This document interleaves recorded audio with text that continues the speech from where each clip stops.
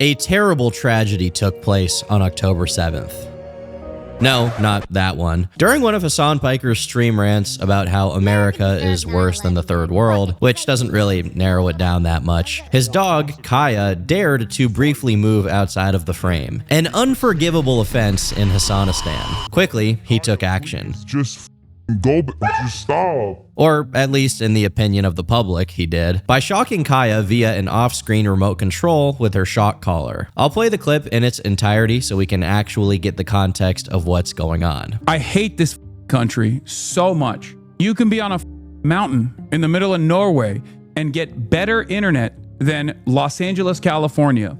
And this is just like a moment of anger. This is a moment of anger for like something that is just so routine, so silly, such a first world problem. But it is emblematic of all of America's much more consequential violence. Okay? It's the same reason as to why America, Kaya, please just just stop. Jesus Christ, what are you doing?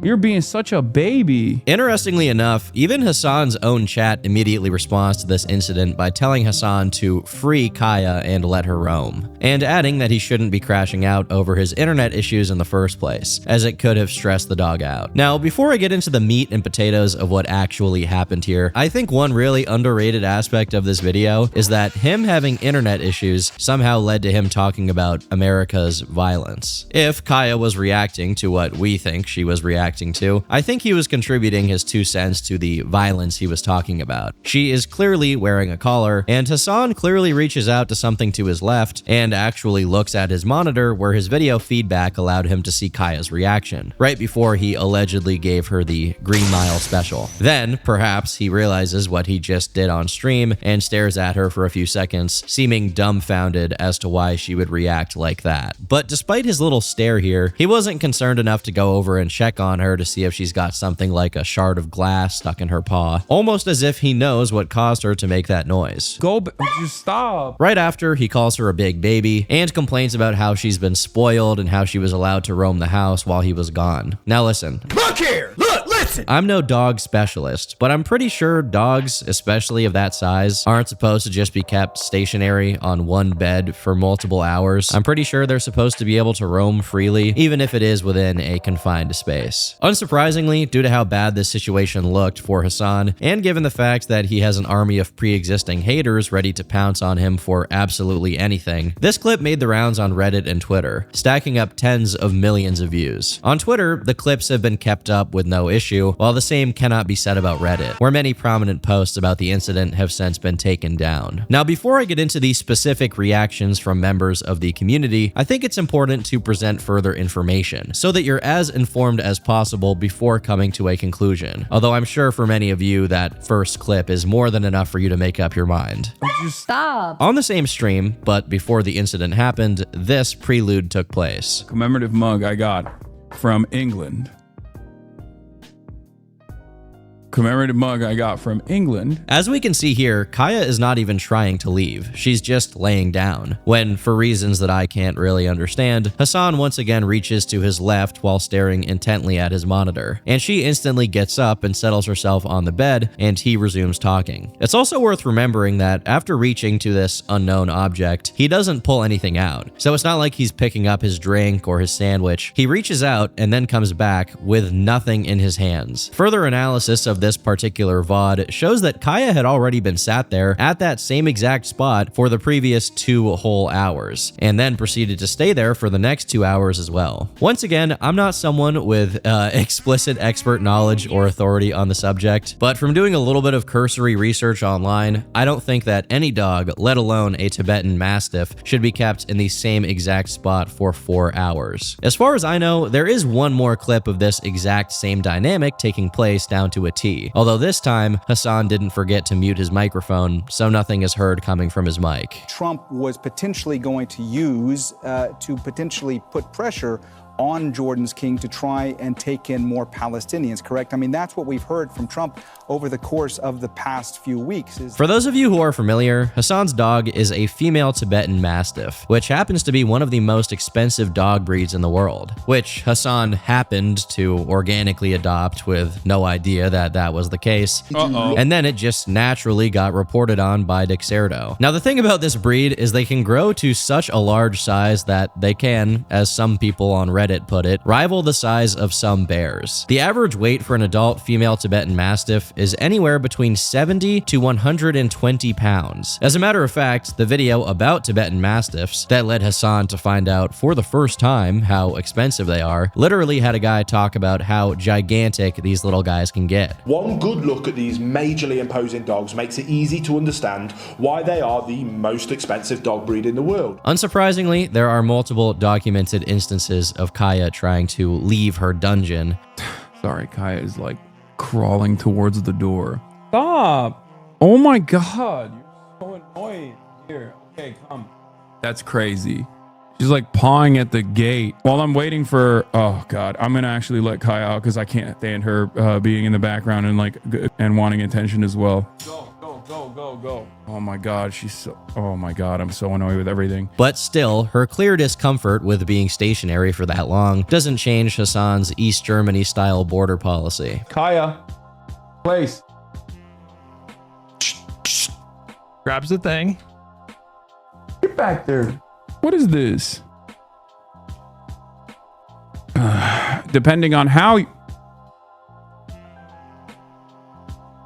But we can go well beyond just the clips of Kaya being uncomfortable and trying to leave, as there's some clips in which Hasan himself is acknowledging her circumstances and describing it as if it were a good thing. She has a leash on right now on the elevated bed, so she can't like really get off of it. She now knows to sit in place for hours and hours on end. There's even one video in which Hasan is talking to some other people who are talking about his dog training, where Kaya's name is brought up in the same breath as training that involves the use of shock collars. I have the best trainer in San Diego. Oh yeah. His name is Pat.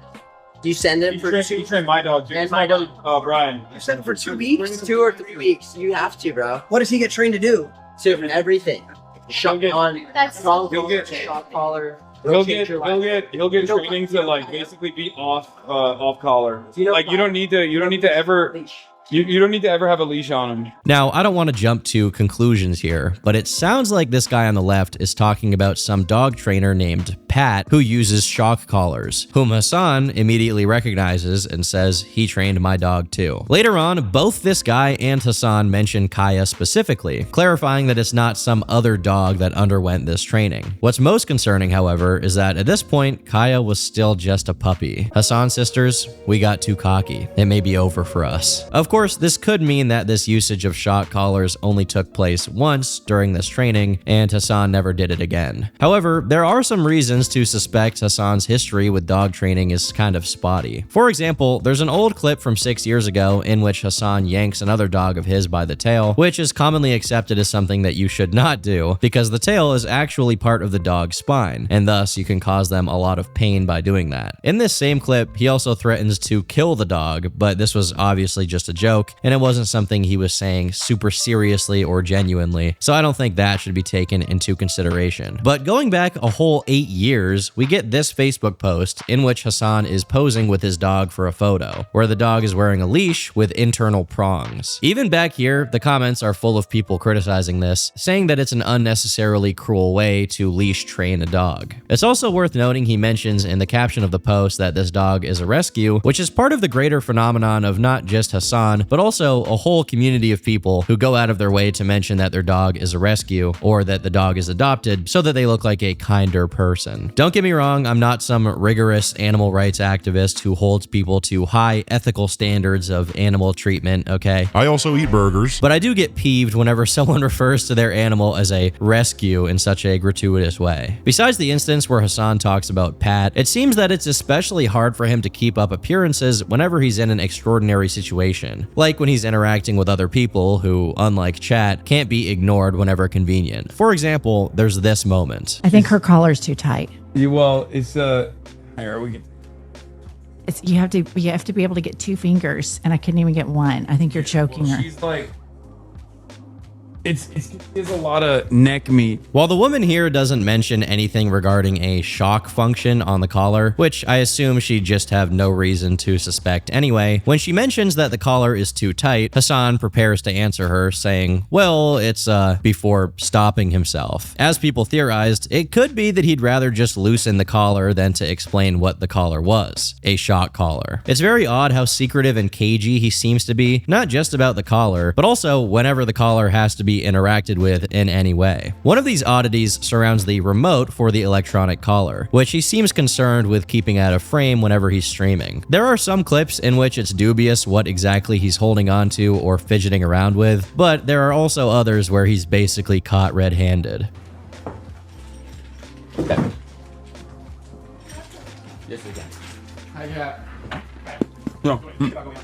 I wonder what that device on his desk he moves just out of camera is for. Surely it's not what we're thinking, as Hasan clarifies what he's actually reaching for whenever he stretches his hand out to his left. What were you reaching for in the clip? What do you think? Now, I'm gonna say right now, although I am a specialist in almost none of the things that I talk about on this channel, I actually am a specialist on the tactical deployment of Zins. Now, the thing about these little guys is you actually have to pick up the can first, then you have to take it and open it like so. And then, once you have it open, you actually have to take one of them, okay, one of these Zins, one of the upper deckies, so to speak, and you have to take it and insert it into your mouth. Like that. Unless Hasan has hands like Don Lickles from Foster's Home for Imaginary Friends, in neither of the clips where he most clearly reaches out to that direction before Kaya jumps back onto her bed does he consume a Zin. But there are some other potential factors that many have brought up as things that could exonerate Hasan from the dog-shocking allegations, at least as they pertain to the main incident which set this whole thing off. One of them is the claim that on the day the fateful clip of Kaya yelping was caught on stream, the usual electronic box with a blinking green light was not visible on her collar. The thing is, in the images provided here on the right side, the whole collar is rotated to the other side of Kaya's neck, so the box is underneath the white circular shape. On the left side, due to it being rotated to the other side of the neck, the box would then be above the white circular shape, and it's clearly covered in fur. Additionally, the green light would only be visible by seeing underneath the box, which is not possible from this angle. But even if the Zin explanation and the no box and no green light theory were both proven to be true, this only accounts for the specific day in which the main incident happened. But the problem is, as I showed earlier, there were multiple clips of Hasan doing this. Did this specific sequence of movements just coincidentally take place in every single instance? Or could it be that there's a pattern that the public is noticing? A pattern of negligent or even sadistic treatment of Kaya under the guise of training. At the very least, even if none of these things turn out to be true, people do have a reason to be concerned, as Hasan is on record saying some pretty questionable things about Kaya while on stream. And I'm actually gonna get a little bit more serious for a moment here. If you're very sensitive to situations involving animals, no joke, this is a trigger warning, as it's actually a little bit disturbing. I don't know if putting them in a confined space like this together is a good idea, but we're about to see very quickly, she will most likely recognize, she will very quickly learn that that's probably a mistake. Because if she keeps pushing Fiona, Fiona is going to bite. Oh, there we go. Good job, Fiona. You tell her. One thing I will tell you, I've seen her. Kaya is really funny when she's scared. Being scared, but it gives me anxiety. Maybe it's me. No, I want her to bite her. What do you mean? That they had to chop it.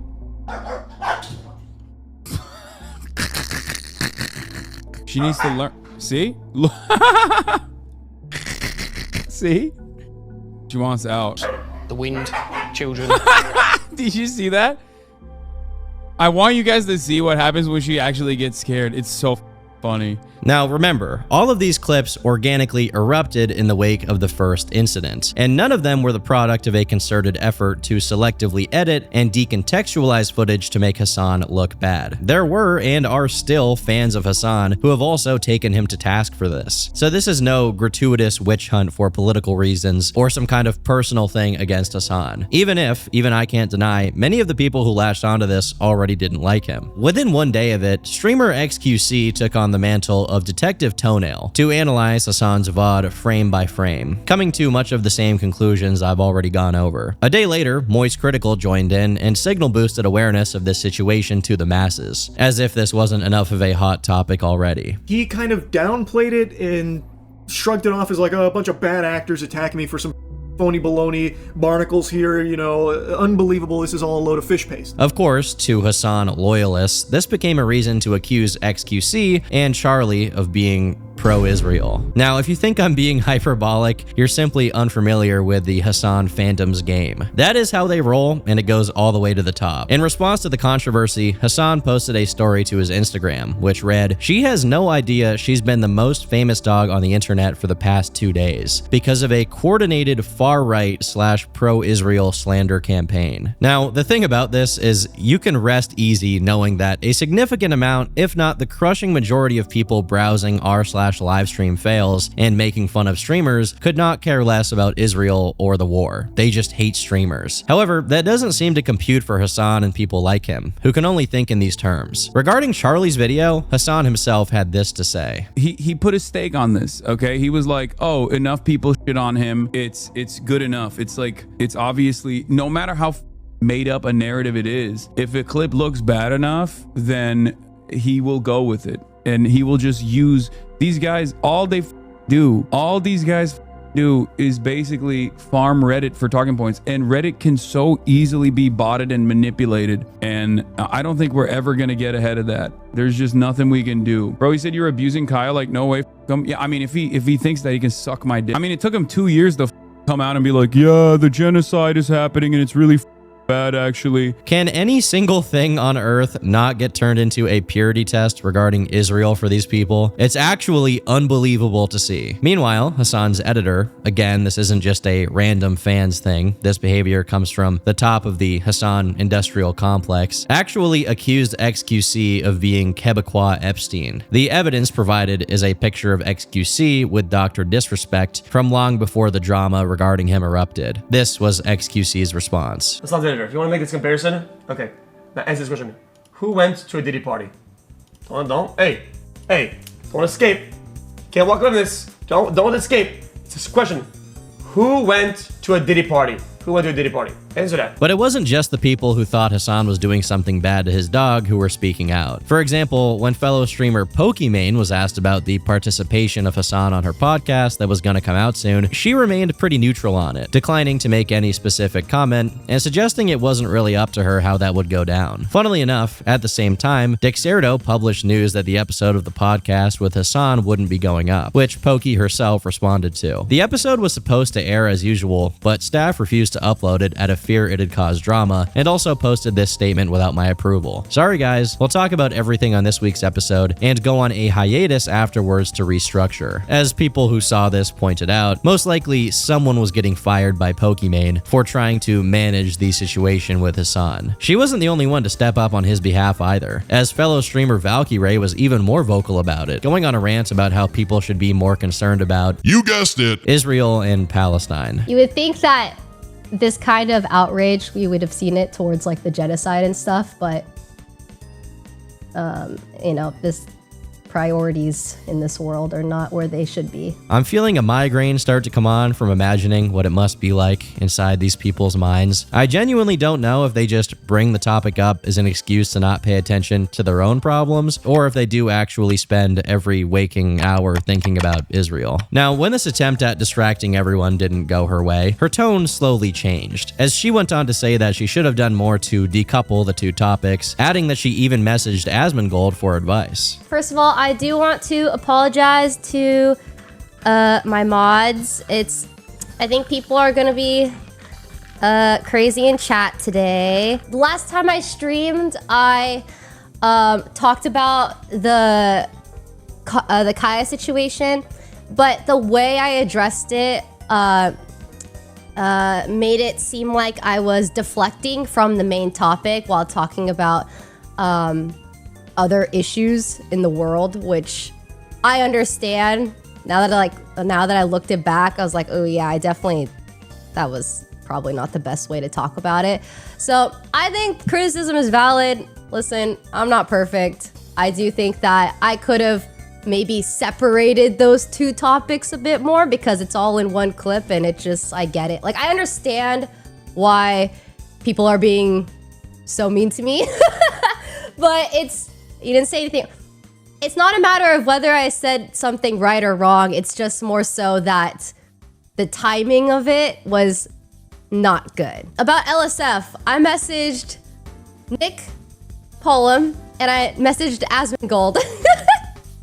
I asked both of them, I was like, hey, I don't really use Reddit a whole lot, but like, do you think it's a good idea or a bad idea if I respond to a post and be like, oh, I understand where you guys are coming from. I'm sorry, like, I'm sorry, I should have definitely like spoken about it differently. I don't know how she gets away with this, given how widely hated Asmongold is by people in Hasan's audience or people adjacent to it. I should say that she actually pulled out the "I was on my period tee-hee" card about 9 minutes into this clip, which is insane to me. It probably wasn't the best idea to talk about such serious things after a 12-hour stream while sick with bronchitis, jet lagged, on my period. I'm not a woman, so I guess I should ask you guys in the audience who are owners of a P word. Does getting your period cause you to have visions of Middle Eastern conflict when your friend is potentially shocking his dog? Is that how it works? What's the hormonal basis for that phenomenon? Now, although the list of mostly female streamers who were on Hasan's side kept growing, Hasan eventually decided it was time to speak for himself, posting a video called "You Are Being Lied To." In it, he says that Kaya does wear an electronic collar, but that it only has a vibrating function. However, he only goes over the original incident's clip,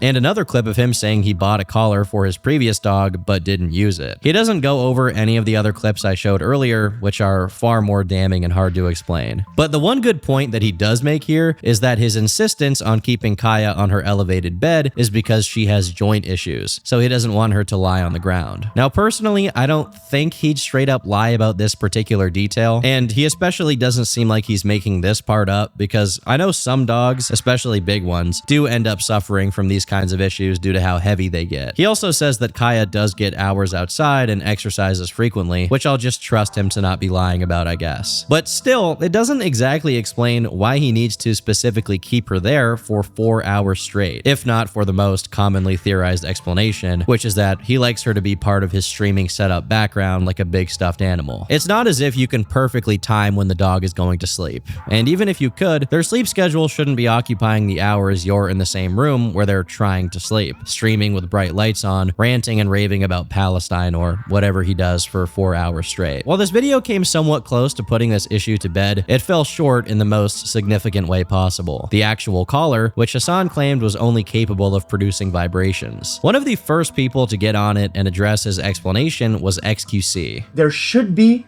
a white serial number that doesn't have a protruding, so it would be indented with some serial number or some sticker on the inside, right? But in the one shown on a stream, which is the same one, it has nothing. Why?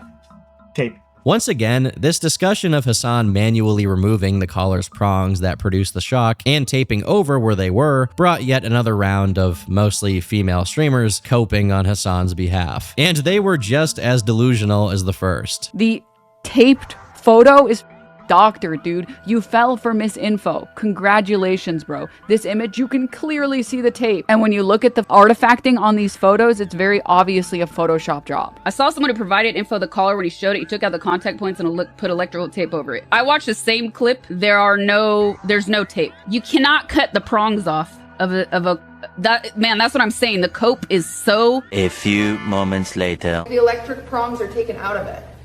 But here's my thing, right? Oh. I don't want to watch any more of it. Again, the only problem here is, even if Hasan is innocent, they're wrong. You can remove the prongs with just one hand if you want to, because of course you can. Why wouldn't that be a possibility? Hasan himself was smart enough to pick a better strategy than to focus on those details, opting instead to claim that even though he showed Kaya's e-collar on his video about it, she didn't even have it on the day of the incident. Third group of people are the ones who are like, look at this clip, look at that clip, look at this clip. Like, it's obvious he's moving his arms around. Like he's constantly in a state of zapping. They moved away from the initial conversation, which was that like she didn't even have that collar on to begin with. And the only reason why I showed the collar was because people were clipping other instances. First of all, are any of the collars illegal? No, even in the maximalist position. It's interesting here that he acknowledges the other instance where it looks like Kaya got shocked, but deliberately opted to not include them in his video, almost as if he knew it would be harder for him to explain. I also don't know what he's talking about exactly. I assume he's making the same claim as that Reddit post that says she did have a collar on, but it didn't have the little electronic box, which we already went over earlier. This is probably one of his best lines of defense, as it provides some reasonable doubt. If, in that one instance, it looked like Kaya was being shocked without it actually happening, then it's hypothetically possible that sometimes it really looks like he's shocking her without it being the case. Unfortunately for him, he didn't keep his story consistent, as for whatever reason, he switched up to talking about pressing the gate button. Can we just move on, please? Because like the memes were funny in the first couple of days, but now the only people that still are like actively pushing it are people who are genuinely mentally ill, in the way that like anytime my arm moves around or like I unlock the gate, like I do have a button on my desk for the gate, right? And I unlock the gate, and obviously if you have a dog, you know this already, when they hear that the gate is unlocked, they perk up. They're like, oh my God, he shocked her again. You know, it's just, they are weird stalkers that are demonstrating their mental illness. And I think it's just, you know, it is what it is. I have no idea why he thought it was smart to obfuscate this much and in this way. When he points at the gate button, it is literally in the opposite direction of where he looks every time it looks like Kaya gets shocked. While researching this video, I didn't see anyone claim that that's where the remote for the e-collar was. So this just makes him look even more guilty and more desperate. For weeks following the incident, speculation ran wild as to what exactly the model of the e-collar was and what that remote we saw on stream corresponded to. And even I'm gonna admit it got a little bit schizo, as people were having to extrapolate from very little information. With that being said, eventually one specific brand and model came out on top: the Educator RX90. Now, why was this one selected as the culprit behind Kaya's yelps over all of the other ones? Well, that's because the actual company who makes them recognized it from the pictures of Hasan's stream. And they actually said, that looks like the low to medium power RX90 receiver that comes with most of our units out of the box. It looks like someone cut off the contact points and put tape over it to maybe cover up any rough edges left for cutting, instead of just replacing the contact points with a comfort pad. If you want to be sure exactly which receiver it is, you will need to remove the tape. It already looks pretty bad, but this email from the company really put the nail in the coffin. By the way, just so we're clear here, I don't think the general sentiment that people are getting on Hasan's ass for is that all shock collars are inherently evil and should never be used. There are some justifiable use cases. The issue is that keeping your dog static on its bed for 4 hours like it's a stream prop isn't one of those cases. Additionally, to counter any claims that pictures of the collar with tape over it are photoshopped, you can just look at the video Hasan himself posted and see exactly how much it looks like the one he removed the prongs and put tape over. When the electrical tape became too hard to outright deny, the narrative then changed to claiming that he only put the tape there because supposedly his phone number was written under the tape and he only did it to conceal that. I guess with the explanation being that if Kaya somehow ran away and someone took off the collar, they would then see the phone number and be able to call him and tell him that they had his dog. But to be honest, I see this as more goofy cope cooked up by people who are dead set on Hasan's innocence. Between Hasan's responses and the community's further investigations, there were some sideshows that were as ridiculous and asinine as it gets. For whatever reason, Mr. Ryan Beard, a prominent leftist bread tuber, decided to pitch in, only to accidentally put his foot in his mouth by doing possibly one of the most tone-deaf things imaginable. Literally, while the drama around Hasan and Kaya was in the middle of unfolding, he made a video about the singer David, who I've already made a video on, and the allegations regarding him. Now, obviously the video that Ryan Beard made wasn't the issue itself, but instead it's how he starts the video, seemingly taking a shot at Ethan Klein of H3H3 for allegedly having contributed to his dog's death by feeding it cheese. A comment underneath this video says, "A child died, a child who was most likely groomed and let down by every authority and body that should have protected her. And you chose her death to take a potshot at internet creators? You're defending yourself by saying this is comedy. Is a child's death comedy fodder? You end this with a joke about a dog who shit its brains out and died. You want to equate that already flawed logic to her case? Internet beef is not the same as a child who was most likely groomed, likely murdered before being dismembered and abandoned in a car to decompose and disappear. It's not a punchline or an underlining message to link to creators and their dogs. It's a life, and one you clearly don't care about. Now, although I'm not going to get into too many of the details here because it's just kind of outside the relevance of this particular video, it is relevant to say that Ethan himself was the one who spoke out about how he regretted feeding his dog cheese, and how he did so not just because of ignorance, but also because the veterinarian whom he took the dog to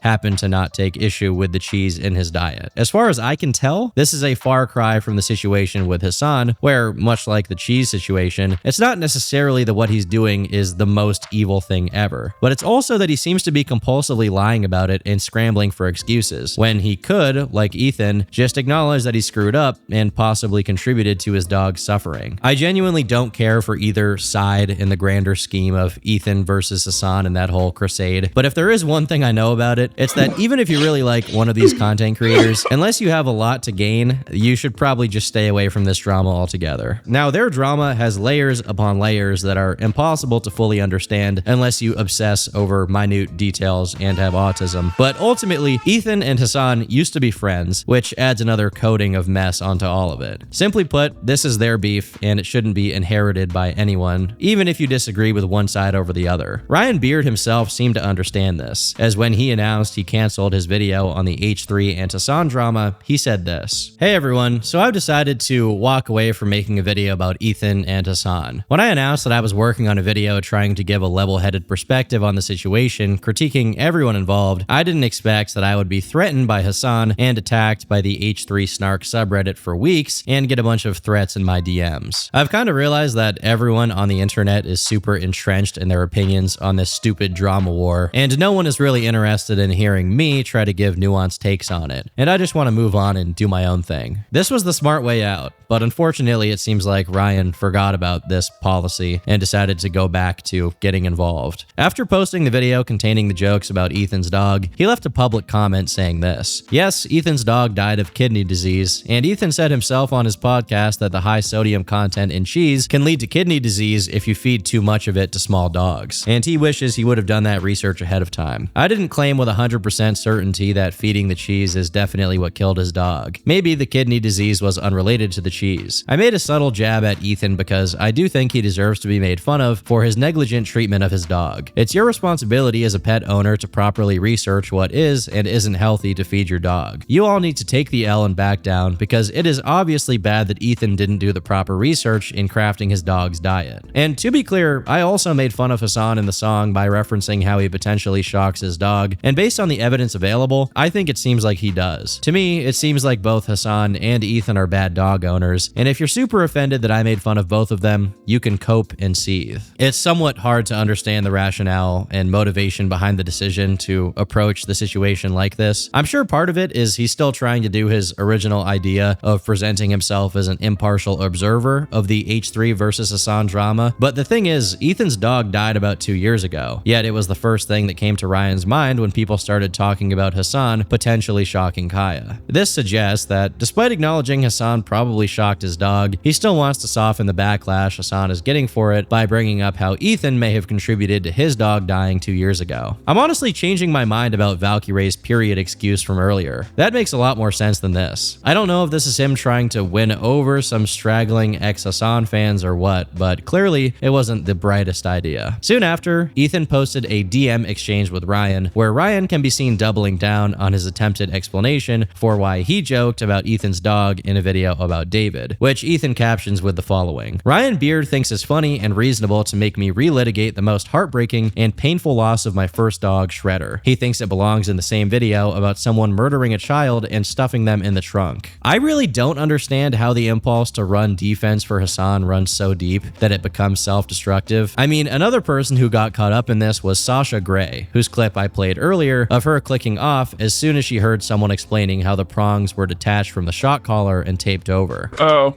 I don't want to watch any more of this. According to Dan Saltman, she began handing out DMCA notices to whoever posted clips of her stream, highlighting how willfully blind she was to any evidence that Hasan may have shocked Kaya. However, more concerning than individual people sweeping for Hasan are the claims that the platform of Twitch itself was also running defense for him, with the main claims being that they ban or time out people for bringing up the situation. We're gonna get back to the Twitch staff pretty soon, because after a brief reprieve from the Kaya situation, Hasan went right back to reacting to it in ways that only made it far worse for him. Granted, he started very small, by simply showing Kaya sleeping in his office as if it were proof that everything he said up until this point was true. I genuinely think that if he just kept up this strategy of downplaying it and just moving away from it, most people would eventually let it go. But then he made the mistake of reigniting the situation by giving an interview to TMZ. I honestly don't think it's worth going over the specific contents of the interview, because it's mostly just more of what he'd already said in the first video about it, which makes it that much more pointless for him to go back to talking about the incident. At this point though, I think he was just irrationally mauling about it, and it was even showing up in his regular streams. There's a reason why there aren't that many like left figures out there, because when there are left figures out there, they get